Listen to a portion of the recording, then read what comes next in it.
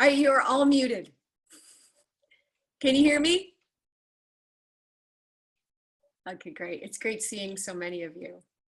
So tonight's topic is the secrets of push and pull marketing.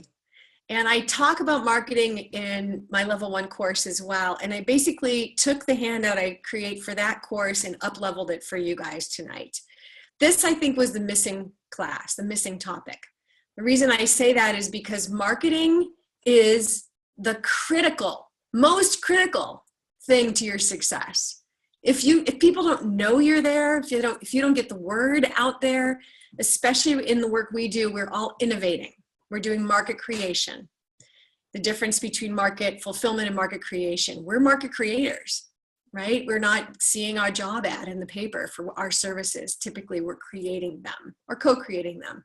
So what I want to talk about tonight, the slogan is, what's in it for me? What's in it for me? That's your mantra. Just remember that. Every time you think about marketing, you want to say to yourself, what's in it for them? Me being the audience. But because this is how we get to this is the perfect question to get to the benefits. What's in it for me? Why should I come to your program tomorrow night? What do you bring to the schools that's different than all the other people?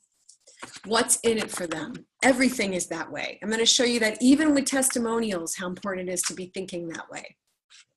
Okay, so when it comes to marketing, I feel, put in the blank. You can type it on the chat if you want. What do you feel? How do you feel about marketing?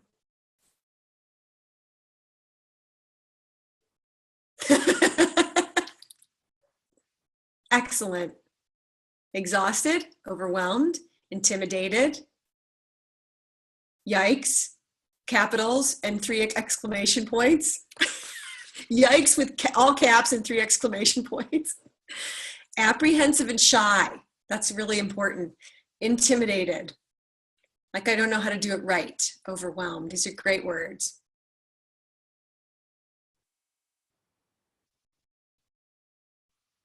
Just waiting to see Sarah Jane if you want to comment too. So all these words are excellent because I'm so glad I added this topic because you guys do feel this. First of all, I often feel relatively prepared, but still intimidated by all the options. Exactly. That's a great comment. Lack of technical skills, someone wrote. You guys are seeing this, but I'm reading them for the recording. So I'm glad somebody wrote apprehensive and shy because one thing I've often said is that extroverts have a little advantage in marketing. And it doesn't mean you can't be good at marketing when you're introverted, but there is a personality factor that I think goes into marketing that I'm very sensitive to because my boyfriend is very introverted and I'm always pushing him to do more marketing and he's very resistant to it. And I started to understand, like, because I'm extroverted, I'm more natural at marketing. But it still can happen. It's just to honor that can be a more challenging thing for you. Feeling exhausted, when Jenny wrote that, I think I can relate. Here's the scoop, powerful formula.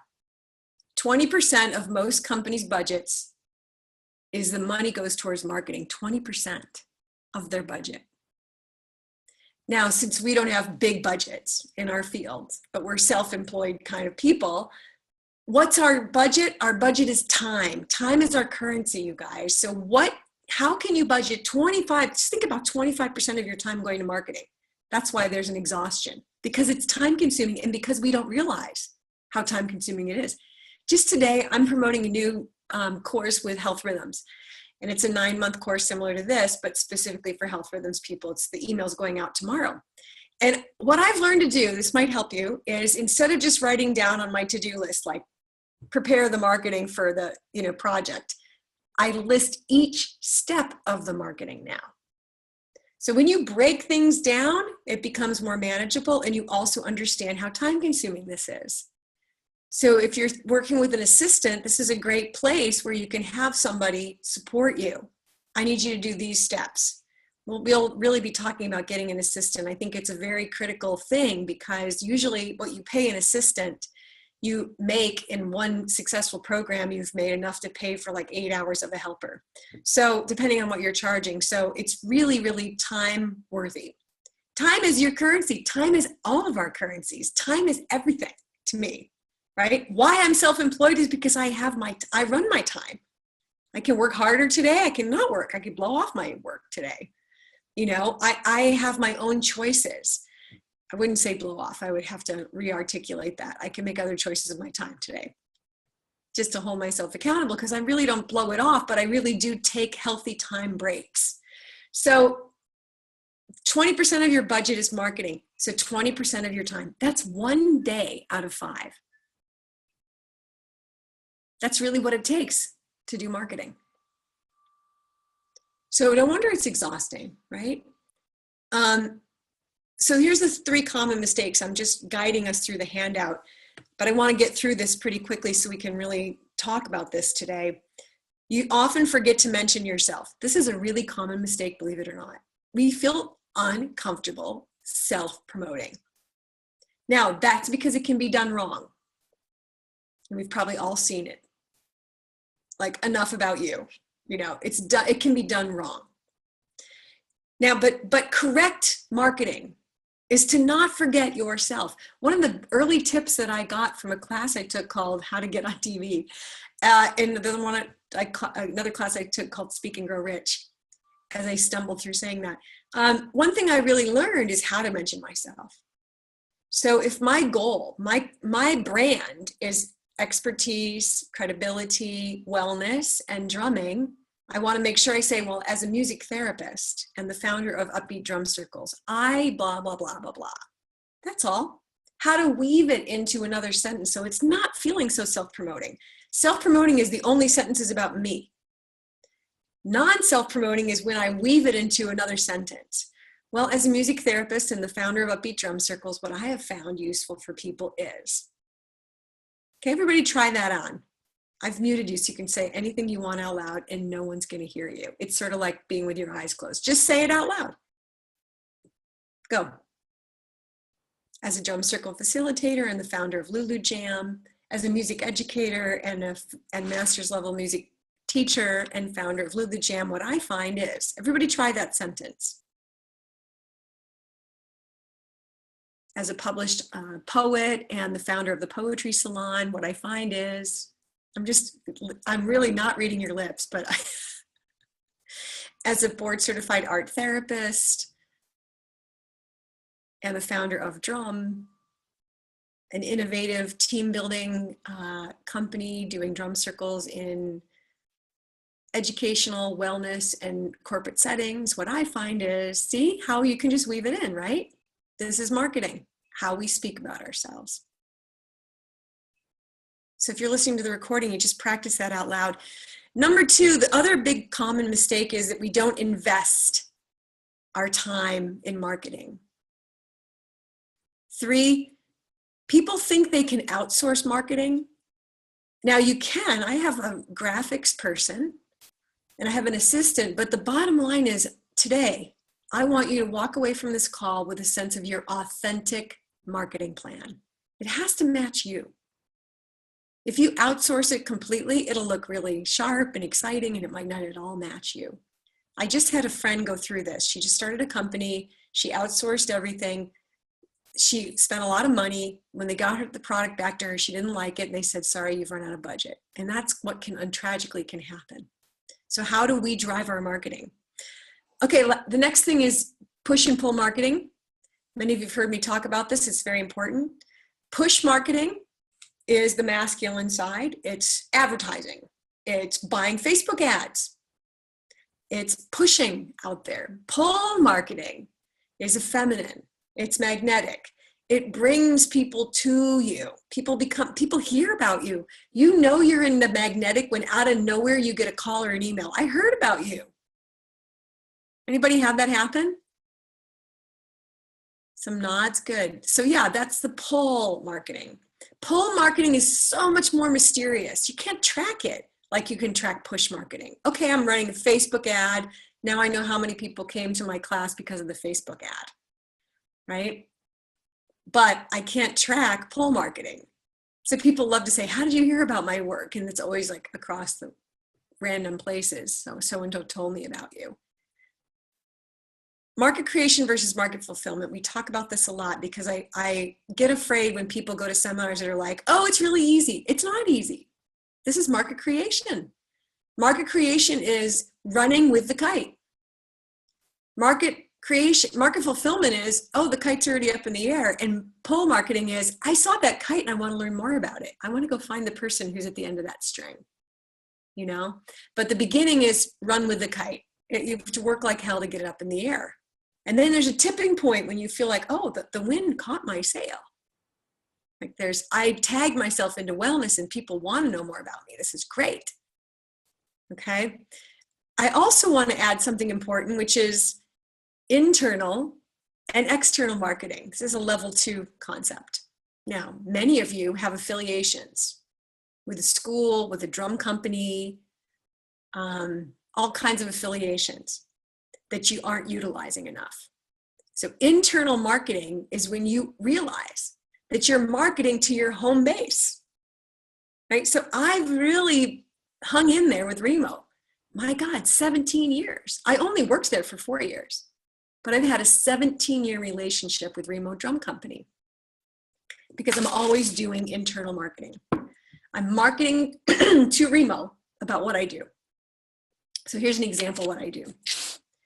I'm going to go to speak at a music therapy conference on Wednesday. I will get comment cards from everyone, and then I will type them up and I will send them and copy them to everybody from Remo who's important. It's not just one person. It's like usually 3 or 4 people that have to do with recreational drumming, music therapy, wellness. I'll send the email. These are the comments from my workshop. Thank you for supporting me.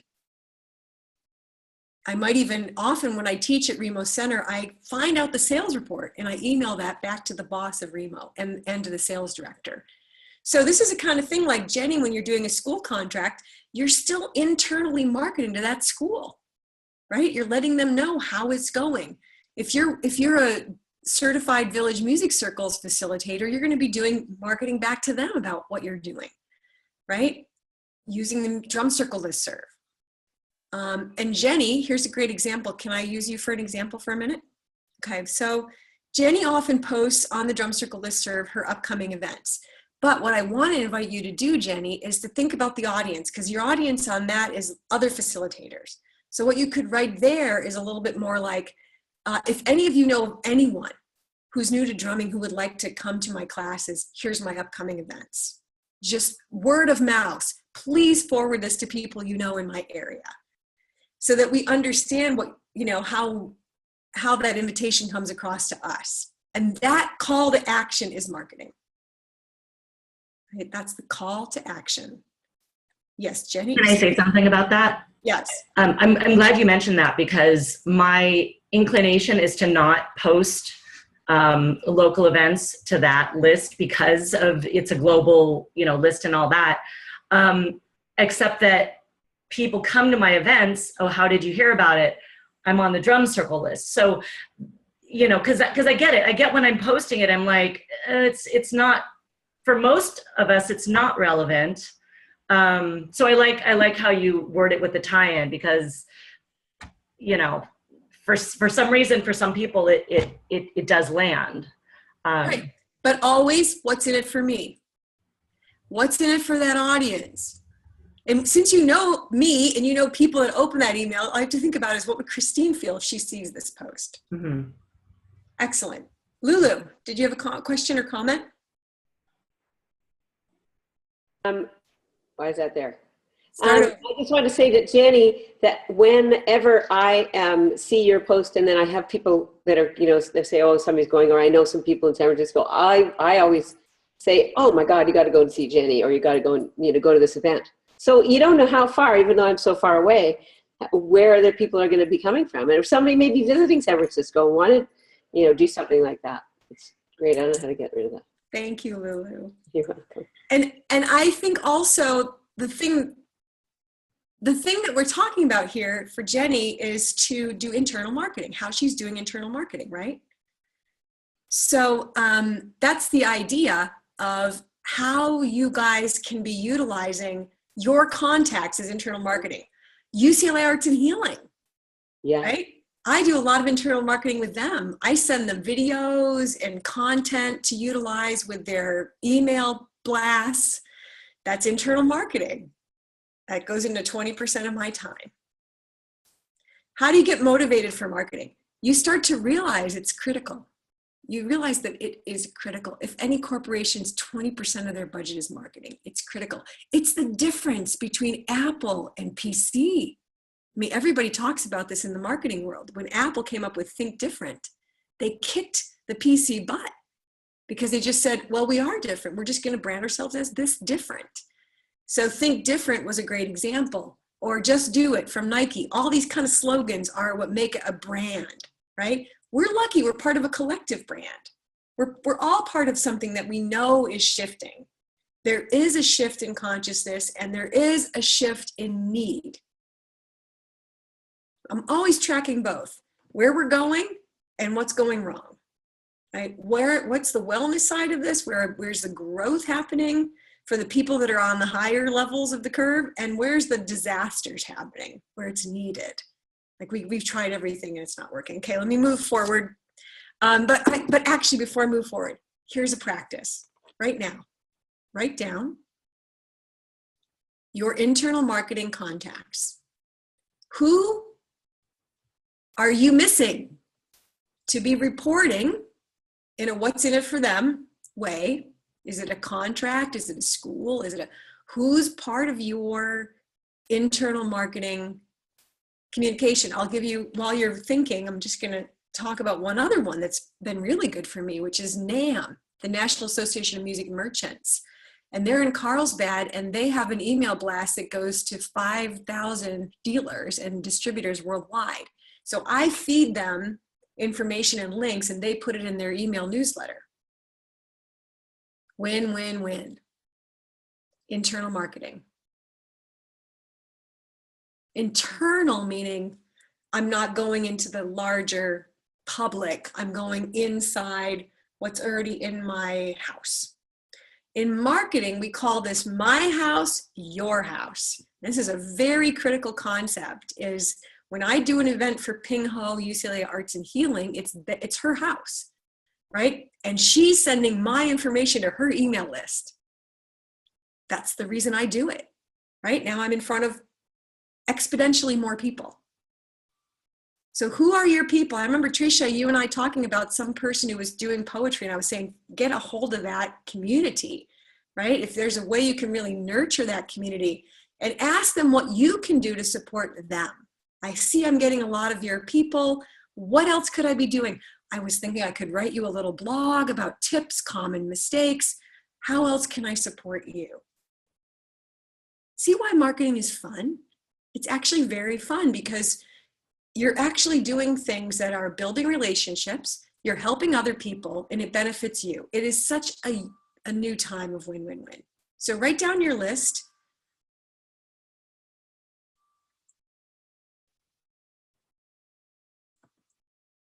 And while you're writing, I have one more question. If you could only write down 3 words to describe your brand. So Upbeat Drum Circles is a brand. Even though I'm Christine Stevens, Upbeat Drum Circles is my brand, my company. And our brand is credibility and wellness and music, mostly drumming. So that would be my 3 words. So just write down 3 words to describe your brand. Now, this is really fun because then you start to reevaluate your marketing. Like, have I really shown myself as an expert and healthy? Like, you know, like I'm always trying to really hold myself accountable to what I'm promoting, right? And it could be more than 3 words. Maybe that's too few, but it's nice to limit it, like 4 or 5 words, perhaps, to just really sort of focus on, you know, like Diana is like diversity. Diana is like huge transformation. And she's like becoming an actress. Unbelievable. So, you know, she's kind of got this brand of, I can do it. I've overcome this. And then she's also an educator, diversity education. And I don't know what her 3rd word would be, probably creativity. So thinking about those words helps you in your branding. I'm also branding myself as a trainer. and mentoring. That's like new. That's new in my life, only in the last 8 years.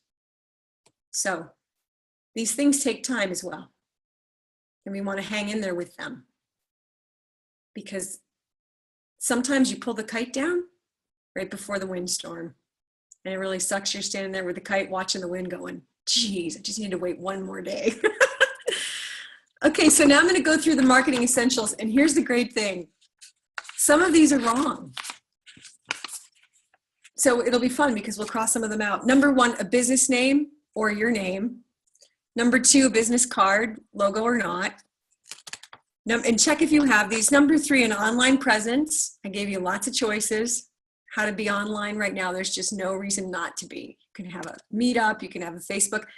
Listen, 2 weeks ago, I have really no knowledge of how to build websites. I built a WordPress website for my poetry.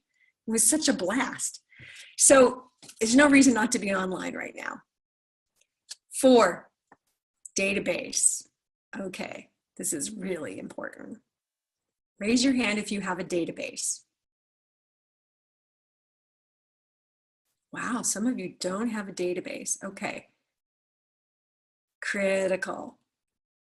Database is your back-end communication, name, first name, last name, city, state, so that you know, hi Philip, so you know who to communicate with, all that kind of detail. You really got to have that in an email, in a way people can sign up to stay in touch with you. Okay, then I put down newsletter, email marketing, some way you keep in touch with people. Blog, even if you blog, you have to post these things, right? Let people know. Now, number 6, cross that out.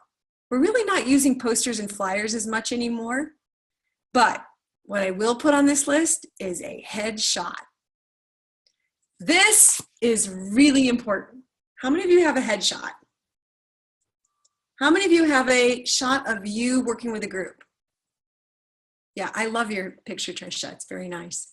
How many of you have a picture of you holding your tool, your drum, your whatever you do? Right, so I recommend a picture of you. This would be Christine Stevens headshot, and then a picture with the instrument. Those are fun shots, you know, people holding their book or whatever, this kind of thing, or a pencil or something, you know, something that represents being a writer or being an actress. And then third, a shot of you with a group. Those are the 3 pictures you need. So you might have one and not all 3 of those. If you don't have a picture with a group, what you do is you invite a photographer and you ask your group if you can have permission. And you basically, if people don't want their picture, you just let them sit in one area and then you get some pictures live at an event. Choose the most beautiful places you'll be. Okay. So add that one and cross out postcards and flyers because those are good, but I think we're moving out of that kind of thing. I mean, postcards are good. I was thinking of, I'm not saying you don't need them, but I think on the list of importance, I think a headshot is really highly important. Consistent branding is the headshot. Comment cards are really important because now we're going to talk about getting comments and that idea of testimonials, which is marketing. I want to show you today the secret of getting testimonials and how often we overlook the most critical opportunities to get testimonials. Any of you who are certified by Village Music Circles should have a testimonial from Arthur. And how do you get a testimonial? Where's my phone? You walk up to that teacher at a training and you hit record and you say, could I get a testimonial? And you record them. It takes 2 seconds. And they just talk into your phone. You type it up and you email it to them. Because you know what? Getting testimonials from important, busy people is really hard. But if you send them, so the first thing is, what's in it for me? You have to market yourself to get a testimonial. So the first thing I would send, Lise, if you want a testimonial from me about your facilitating of drum circles in your wellness programs, you would then first write me, hi, Christine, I'd like to feature you and a link to you on my website. Would you give me a testimonial? What's in it for me? Right? And then she says, I want to feed you a couple of ideas of what would be lovely and helpful. And she feeds me 2 or 3 ideas. Just the other day, somebody asked me to give a testimonial for a book they wrote without any support. They gave me no support except the whole book, an entire PDF, like hundreds of pages. That's not the way to do it. So the best way to do it is, what's in it for me? Marketing. Give me some samples. Let me know the timeline. That's the other thing people do is they go, can I get a testimonial? And then they just never say, I need it by Friday. And comment cards give you testimonials. It's really, all you need is a couple of really powerful testimonials.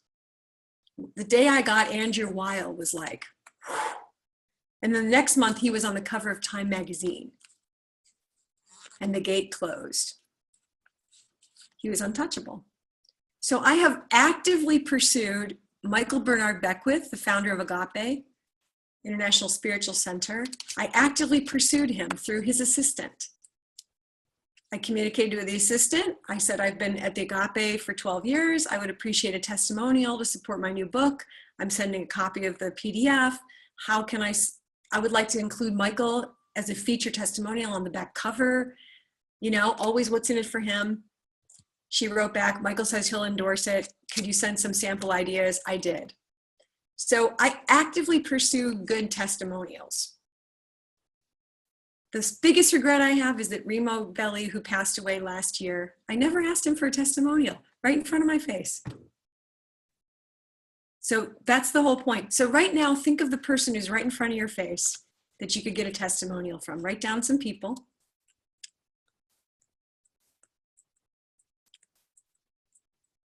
And let's all make a commitment on this call that we're going to pursue 1 new testimonial by next month. Yes or yes?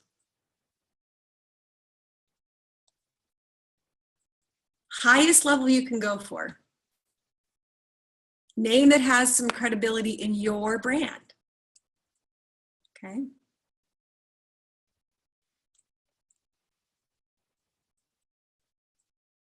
And if it's me, I can't wait for you to write to me and ask me for a testimonial. I will give it to you. Okay, go ahead. So I have a zillion amazing testimonials from, you know, huge tech companies, you know, big name clients. At this point, they're on a testimonials page, right, on my website. And I get that, you know, I maybe need to pull, you know, one with an important name, put it on my programs page, maybe put one on a landing page. Any other thoughts or? Yes. You know? Go back and review them. That's great that they're on a testimonials page. I chose not to have that. I chose to just put them in my homepage, but I put them on all my proposals. So I have in my computer 3 files, testimonials by corporate, wellness, spirituality. And so I put them in all my proposals to clients. I start with a testimonial at the top. So I can pick and choose from my basket of testimonials. And thank you. And you, last time when you were talking about the proposal that you send to a client in an email, I was wondering if you do that like as a PDF file, or do you do it as in the body of the email, or both? PDF. Okay. I don't like busy emails. Clients don't like them either. So what's in it for them? Making it nice and clean email. Mm-hmm. You might put the testimonial in the email because that's short. And, you know, what is a testimonial? It's a buzzword, right? It's a bullet point. It's a talking point. It's tight. It's short. It's punchy. So use it in that way. Use it where you're grabbing them. You're showing credibility. Pick the one that best fits your brand, or pick a couple of them. Mm-hmm. So it's great that you're able to say on this call, I don't really need any more testimonials. Hallelujah. You got your marketing down, but your question is good. How do I use them? Yeah. So that's the answer. You use them all the time. I use them when I do descriptions of my program. That's going to be in a conference program. I start with a testimonial. Cool. Thanks. Michael Bernard Beckwith calls Christine Stevens, quote, Name dropping. Okay, so now I also forgot to add one other thing on this list that's really important, your bio. Everybody should have a short and long bio. Short, 50 words. 50 words bio. Have you noticed that the more famous people become, the shorter their bio is? How many people have noticed this? It's like Deepak Chopra. His bio is hilarious. It's like 3 sentences. And you're like, seriously? Okay, if Deepak can do 3 sentences, right? Buzzword bio. Christine Stevens calls herself an overeducated drummer. She's not kidding. With 2 master's degrees in social work and music therapy, she's the founder of Upbeat Drum Circles, offering innovative drumming and music programs for organizations, individuals, and events that are uplifting and wellness and health consciousness or something like that. I'm just kind of improvising, but that's less than 50 words. And in my mind, I'm like, oh, I forgot to mention these other 100 things. No, less is the new more. Okay, so that's the list. Oh, the last one I'll mention is a YouTube channel. It's really great if you have one. That might not appeal to the introverted people, but if you like videos, having a YouTube channel is great. I just saw Jenny's new video she shared on the Drum Circle listserv, which was great. Jenny, you're really good at internal marketing. I think you've done a really good job of that, and it's going to serve you well. It does serve you well. When you offer trainings, people know who you are. That's the point. You've done a really good job. I want to just respond to a quick question over here. Is it difficult to set up a YouTube channel? No, it's not. It's easy. It's free. It's free. You go to YouTube and start a channel. And you know what's so crazy easy these days is if you have a smartphone, especially a 6, you just film it. Boom. Click upload to your YouTube channel. Crazy. So it becomes too tempting. I'm really being careful to make all my videos on YouTube more professional, because I want them all to have a higher quality to represent my brand. So if your brand is like, I'm a renegade wild person, you know, you're filming without much editorial stuff. But if you're really shooting like, here's my 3 tips for editing your poems, boom, boom, boom. You know, we want to see a more professional presentation of that. Okay.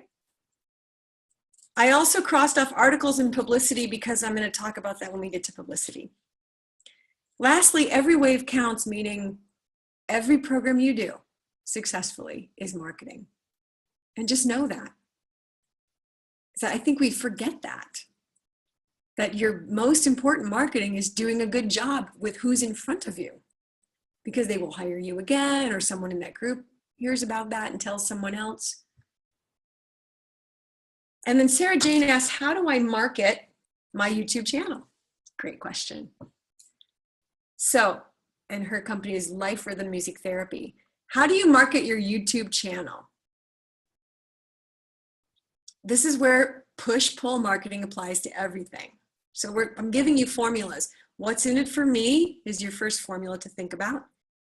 So Sarah Jane, if you made a video that the music therapists community would appreciate, you put it on the music therapy Facebook page, the music therapy listserv, you email it to your database.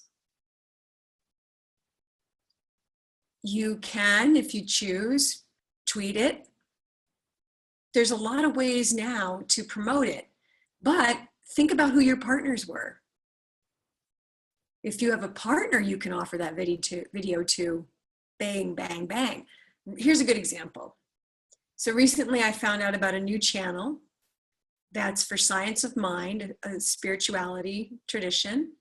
And I happened to meet this guy at the conference and exchanged business cards, followed up with him. And now Upbeat Drum Circles is represented on a New Thought TV channel that he's selling with a subscription system. And all I had to do was pick 5 good videos I already had on my channel, give him permission to use them, done. So it's the day of reusing our content. Content is the key. It gets your branding, it gets people interested in what you can teach them, and it gets them sharing your information. Okay. Lastly, and I want to open up for questions tonight, multi-channel marketing. So that's what I just actually demonstrated that by Sarah Jane's question. Good job, Sarah Jane. So what is multi-channel marketing? It's like me thinking, where are all the channels? The Drum Circle listserv, where many of us are talking about. UCLA Arts and Healing has a newsletter they publish. What are the channels for marketing? Facebook is a channel. Twitter it's a channel. What are the multi-level? So if I'm going to do an event, maybe they give me a picture. Christine's going to be teaching at Shambhala Retreat Center. Here's a good example. So I'm booked to teach at this retreat center in Colorado in August. When should my marketing start? You can type it in. When should I start marketing?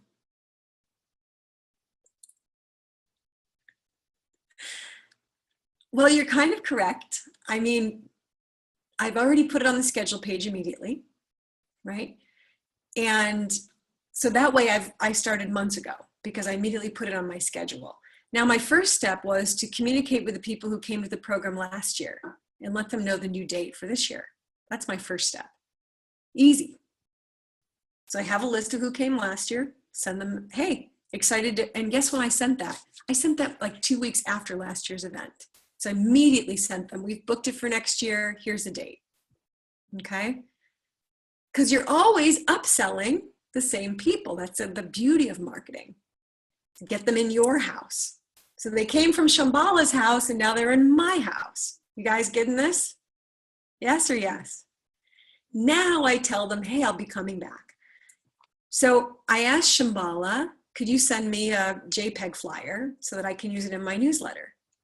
So that's coming from them. And I will send that out to my database of Colorado people. And then what I will do is internal marketing. I will write back to Shambhala and I'll say, I was just able to send the poster to 350 people in Colorado. I also posted it on the 2 Drum Circle lists in Colorado. Took me almost no time, you guys. I just emailed people I know in Colorado. I said, where do you promote your drum circles? They said, these 2 lists. I said, would you put this on them? They said, yes, done. But it's time, 20% of my time. Will it make a difference? Not only will I get more people and more money, of course, but the other thing is Shambhala. I write to Shambhala and tell them a report of what I've done. They're thrilled because they don't have people that teach there that know marketing. So they're always feeling like it's all the burdens on us, and finally a partner. People want partners. So that'll go in an email blast. Partner promotion. Let's just focus on this number 5, partner promotion, because that's really the critical thing. You may get paid less, but it's really worth getting booked with any organization that has a 1,000-person email list. And they're going to send that out for you.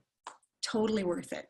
Even if you wanted to offer a free demo for a school system, I'd like to do something called Creative Writing to Reduce Burnout for Teachers. It's a free night. Could you send this to your database?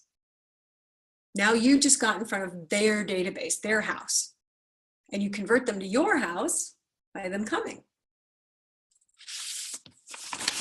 I do this all the time. This formula works really well. The your house, my house formula. But if you don't market yourself, if you don't say, I'm Christine Stevens, and I'm the founder of Upbeat Drum Circles, and if you want to join my email list,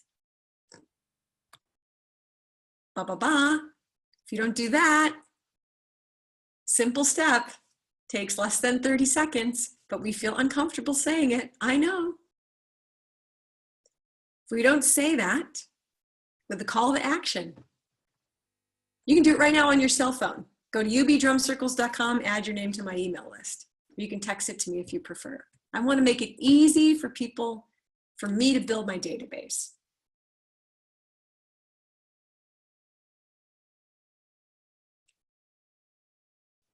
So your homework is to get a new testimonial unless you're Jenny.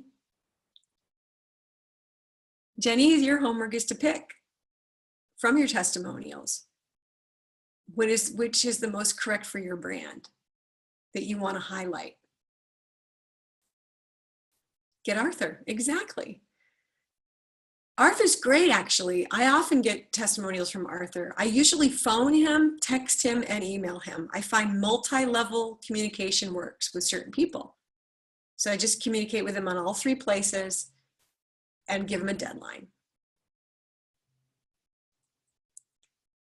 Okay, so Diana has a lot too. So Diana, your homework then is to go look at your testimonials and think about how you can use them when you do marketing. What's your highest one and who have you missed? Even if you guys think you have a lot, who have you missed? Right, so Diana, who have you missed?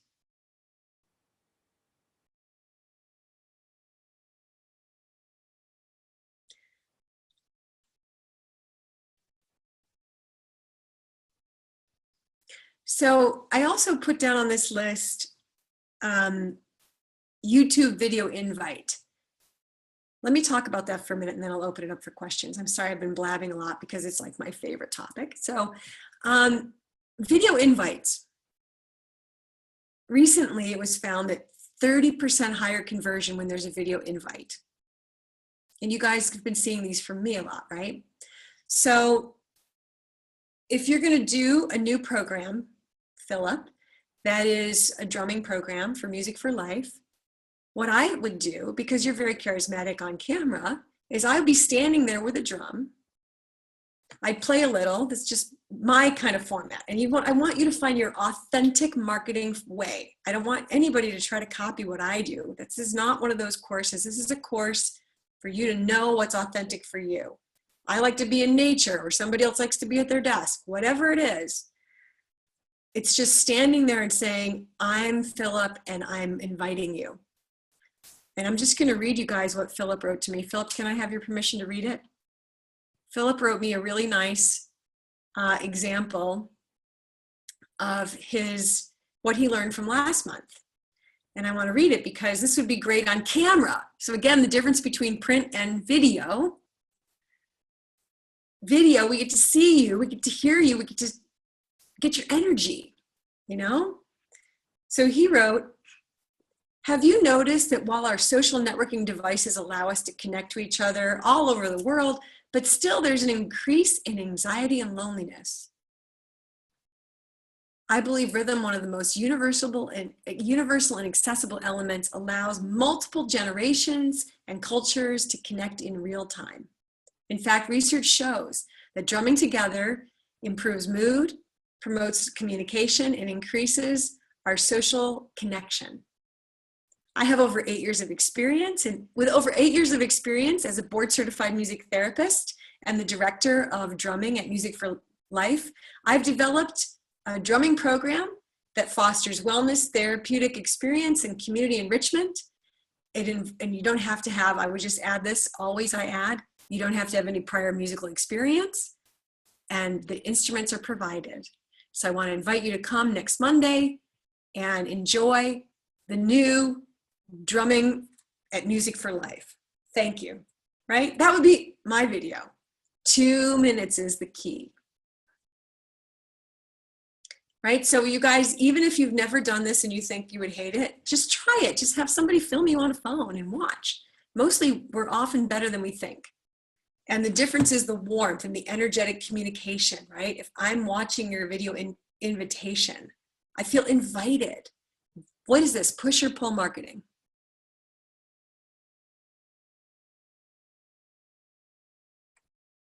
You can raise your hand. Or you can type it in the side. Right. This is pull marketing. I'm inviting you. Now I'm going to push it. So this is push and pull. So now I've pulled, but how am I going to get the invitation video out? I have to push it out there, right? So now I'm doing pull with my invitation and I'm pushing it through my channels. I'll be doing a workshop. Here I am. And here's another tip. At the end of a workshop, make the video then. So Jenny at the training with Arthur there, she films a clip of Jenny and Arthur and she goes, hey, we just finished this incredible training. You know, she's knowing that maybe he'll come back next year, you know, so she's prepping. Even if he doesn't, she's got the video. And you can also do a video testimonial. So if someone's standing right there, you just say, I just want to shoot you. Give me a little video of, Philip, you could do that with Kathy, give a little testimonial of my work on camera, depending on multiple streams. We're living in the time of multiple streams. Okay, I've just blabbed a lot tonight, so let me open it up for Q&A because now I know how to do Q&A. So if you're on a phone, *9, I will see your hand raised. If you are on video, you can raise your hand at the bottom of your screen, or you can do this. Okay, who has a question or comment?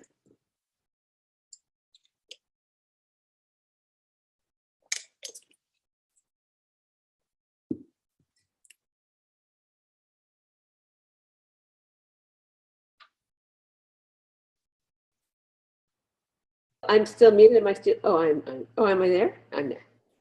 So Christine, I have a video that was done by somebody else, and how would I put that? Can I take that and put it on my YouTube channel? Like, how would I do that? Good question. Is it already posted on YouTube? Yes, I think it is. YouTube doesn't let you do that. Oh, okay. You can't do it. Okay. But you can link to that video. Okay, that's a good idea. Yeah. It's good that it's out there. That happened to me early on. My video editor was posting the videos he was editing for me, and then I realized they're not on my channel. Too late. Yeah. Believe it or not, YouTube knows. You can try it, but YouTube recognized. I tried to do it a couple of times, and YouTube recognized and wrote right back to me. But what I would recommend is you could try renaming it. I didn't think of that.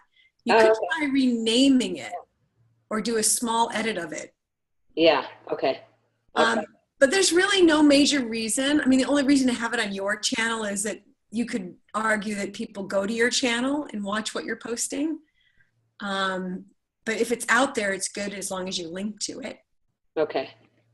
And nowadays in Constant Contact or in MailChimp, you can embed the video. You go to the YouTube and you click on share, you take that URL and embed it into your email. And now over 50% of people are reading our emails on their phone. So I used to test my emails, marketing, test out my emails. And now I test them on my phone. I email them to myself and I look at them on my phone. Uh-huh. Thank you. Okay, yes, next.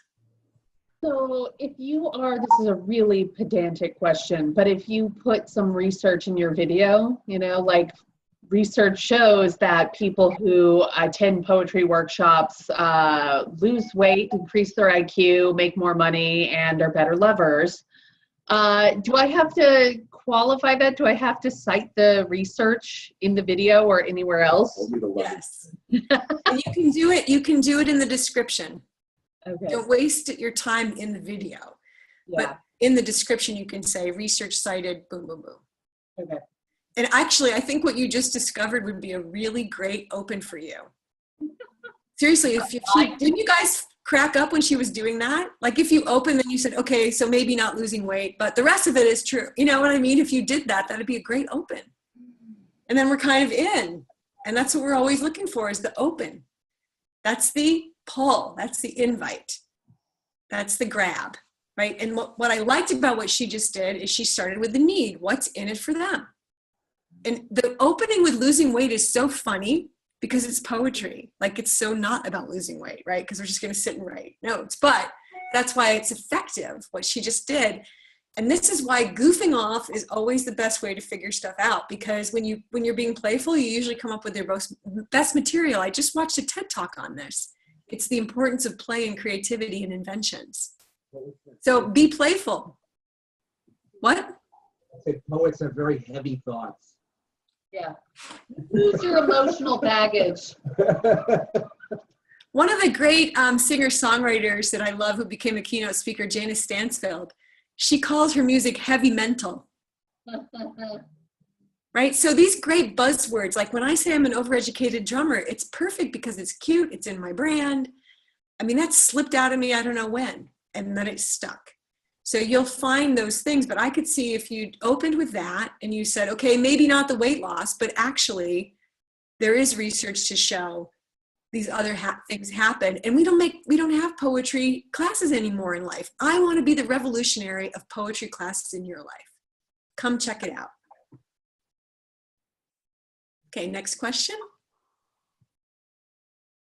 Yes, go ahead. Just want to check in. What I was talking about earlier. Oh, can you hear me? Yes. You can't hear me? Okay. What I was discussing earlier about YouTube, I am marketing, putting it out in lots of places, but in my bio, like when I just scroll